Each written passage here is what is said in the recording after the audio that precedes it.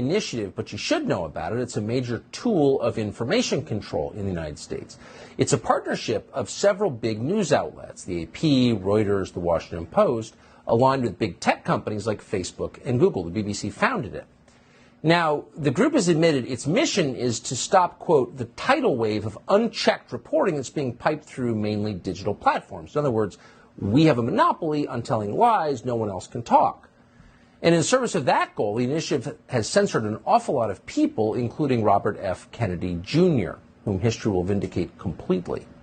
Now, Kennedy and several other plaintiffs are suing the Trusted News Initiative. We asked these news organizations about the lawsuit. Reuters says they haven't seen the lawsuit, but they're very upset by it. Robert F. Kennedy Jr. is chairman and chief litigation counsel of Children's Health Defense, and we are honored to have him join us tonight. Bobby, thanks so much for coming up. Tell us what this suit seeks to do, if you don't mind. Thank you for Tucker.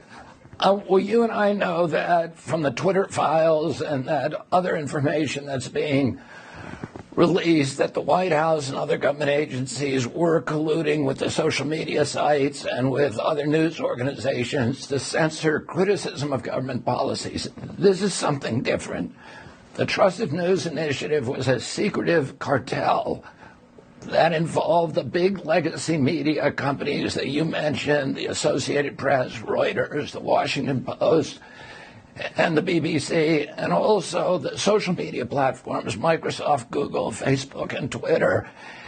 And it was an agreement that had two purposes. One was to suppress and censor any information, whether true or not, that departed from official government orthodoxies and government proclamations.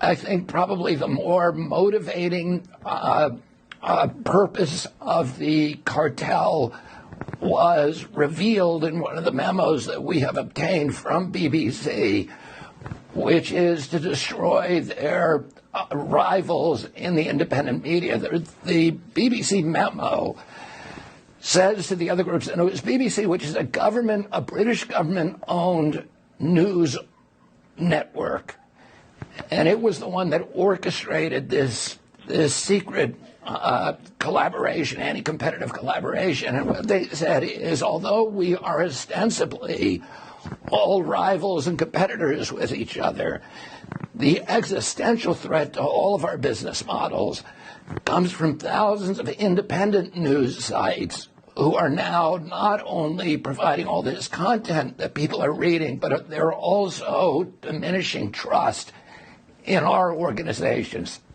And the way that we can destroy them, they called stamp them out and choke them.